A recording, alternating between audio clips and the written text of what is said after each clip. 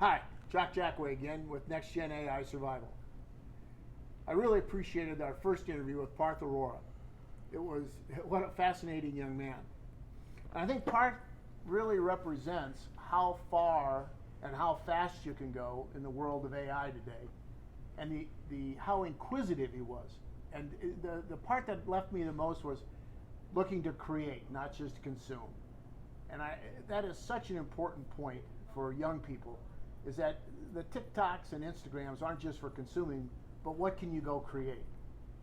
Now we're fortunate enough to be talking to a young man by the name of Peyton Taylor. He's also here at Arizona State University. And I'll kind of classify Peyton in sort of the before picture. We got the after picture, what happens after somebody spends all that time exploring, creating, failing 1,000 times before that first success. That was really an important point he made. Everybody gets knocked down, but it's how well you get back up and keep moving forward. So with that, let's meet Peyton Taylor. Peyton, why don't you describe yourself to everybody? Hello everyone, my name is Peyton Taylor. I am also a sophomore here at ASU. I'm 19 years old, and I am majoring in finance and getting a professional sales and marketing certificate. And I am at the come up of creating my own brand and agency.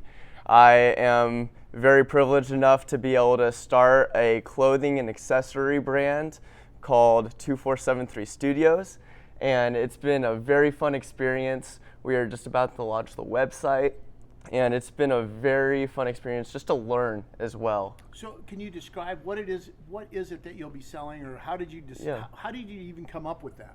Yeah, so me and my partner, actually Parth, who you just interviewed, we ended up wanting to create a store that supplied motivation and a lifestyle. In clothing? In clothing and accessories. So we are also selling phone cases, license plates, and canvases as well. And what all these accessories and clothing do is provide an emotion that people feel when they are buying the product.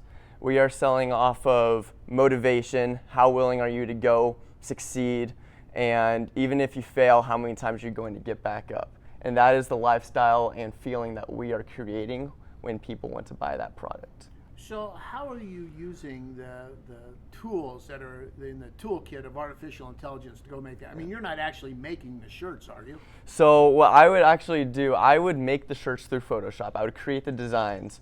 However, there were a lot of times where I was stumped on different lines to have on the shirts, different captions to write on the descriptions when people are buying the product.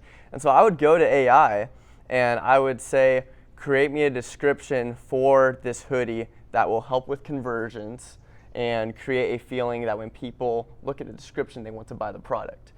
And that is the part of AI prompting that is so important, is you can't just be vague and say, give me a description on this hoodie. Because they don't understand the feeling that you're trying to give. They don't understand the product that you're even trying to sell. So when you are very specific like that through AI, it will give you a very specific niche that you want to have for the description, and it will create the overall feeling that you want to portray for your product. So Taylor, just out of curiosity, what made you interested in trying to do this? As opposed, most kids go to college, they party hardy, they go to the football games, they try to make their grades, and they're not really starting a business while they're in college. What prompted you to do this? Well, I would be the first to say I felt like I was, especially looking back on it now, I was stuck in the matrix last year of going to class, going back, going to parties, enjoying my college life with a degree that I did not want to do. I thought going to college as just a way to get a safe degree, to get a safe job.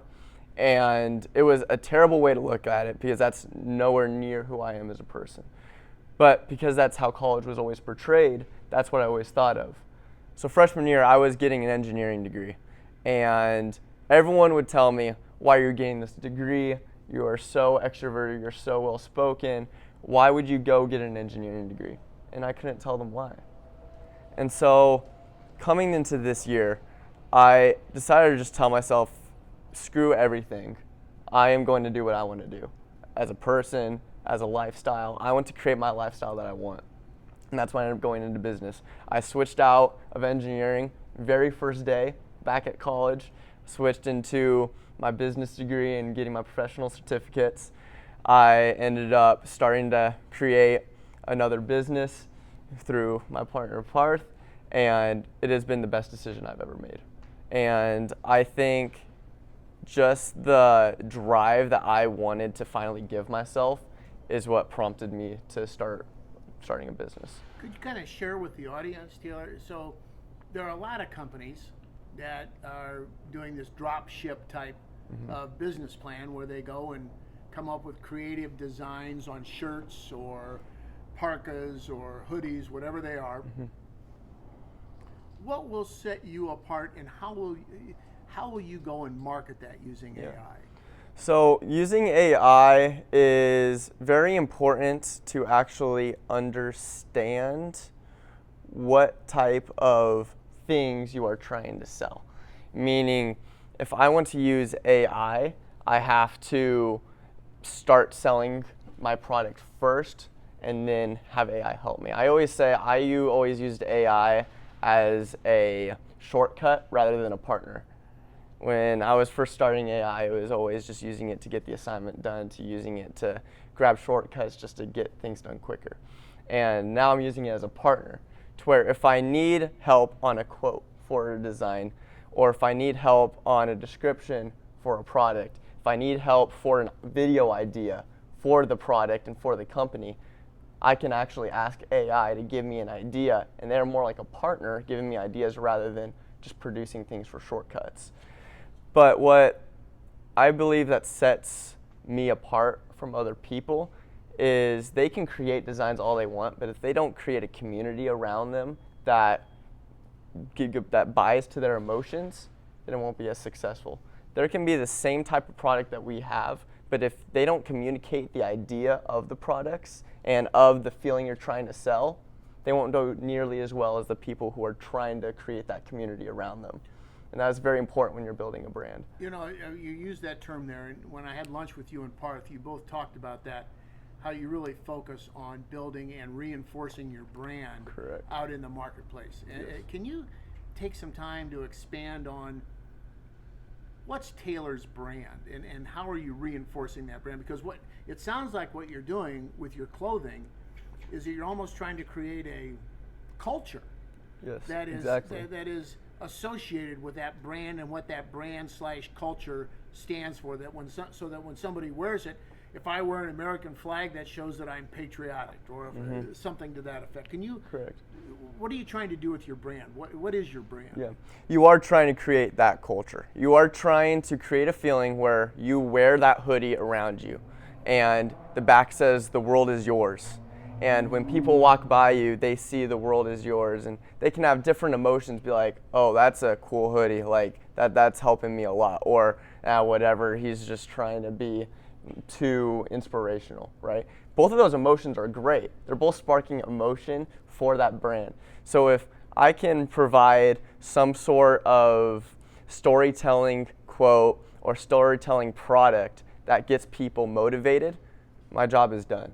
I think that is the coolest part about creating a brand, is creating the emotion that people would like to buy from and wear. So can you describe the brand that you're trying to create? Yeah. Is it philosophical? Is it community? How would you describe your brand? It's definitely community driven, but I would say on top of that, the whole idea of the brand is pushing past your limitations, striving to be better than you were yesterday, feeling like the world is your oyster and what you can create.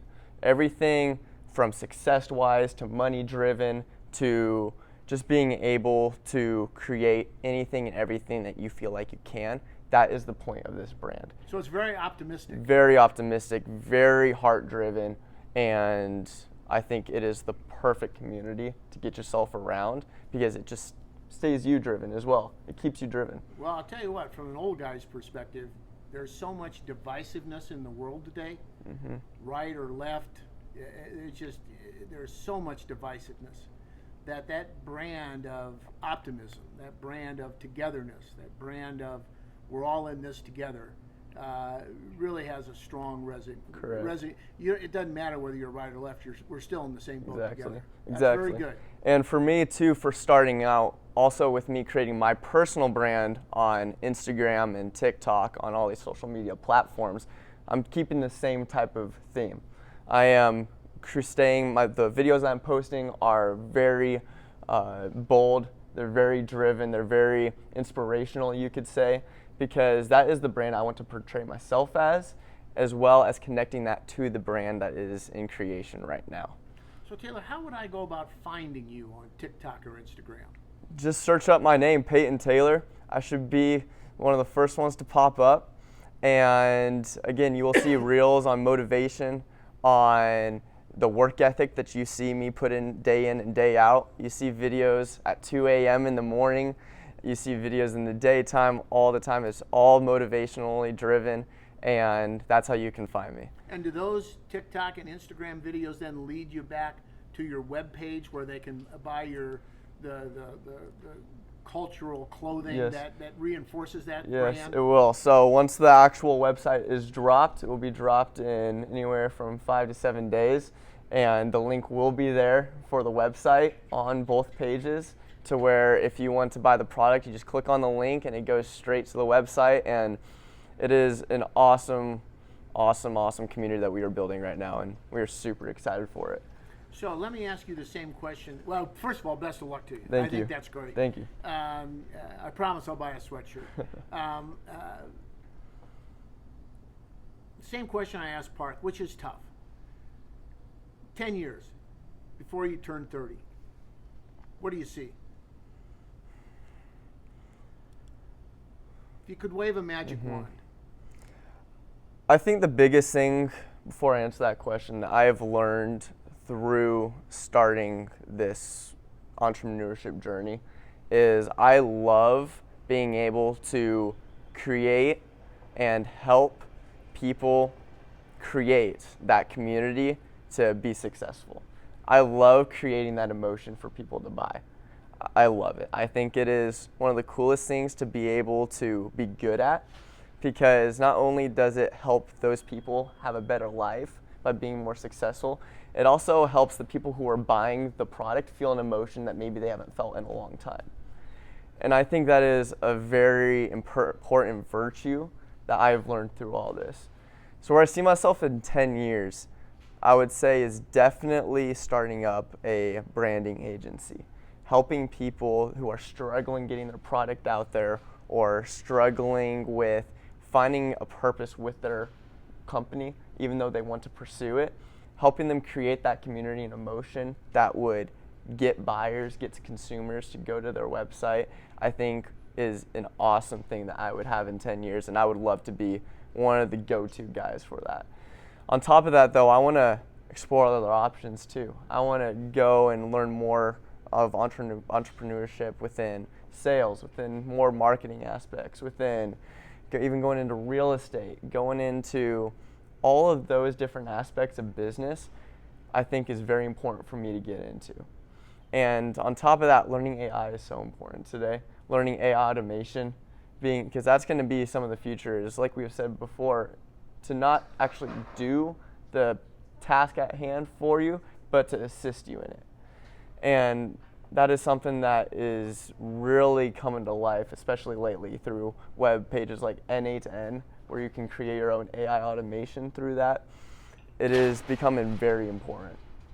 So I would say that's where I see myself in 10 years. You know, Peyton, one of the things, and for you and Parth both, one of the things that I keep reading, researching, is how many young adults are either going to drop out of college, not even go to college, and try to become their own business person, running their own business as an entrepreneur, whether it be their own electrician, their own plumber, their own whatever that may be. But you know what they don't have is they don't have the knowledge of how to create a brand, Right. how to reinforce that brand, how to market that brand. And so I really do think when you talk about the next 10 years, being able to help young entrepreneurs who are really good with a certain skill set, but they don't really understand how to create a brand.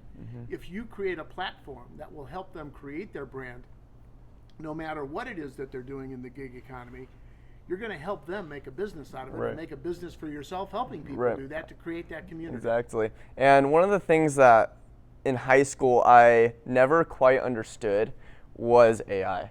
I was a late bloomer when it came to AI because all I heard was AI was bad from the teachers, from the all over high school, right? They would tell you AI is bad, you guys can't use it, and that's what I portrayed AI as to be in high school. And so Really? that's all that they would say. They would tell you you can't use AI because, again, people would cheat on assignments and tests. But at the same time, they were not saying the good. They were only saying the bad and how it's just a cheap way to get things done. So I was never exposed to what AI could truly do until college. You know what I would ask those people that say that? If they were to give you an algebraic problem and you used a calculator, is that cheating? Calculators were one of the first sort of simple AI tools. Right. A long time ago.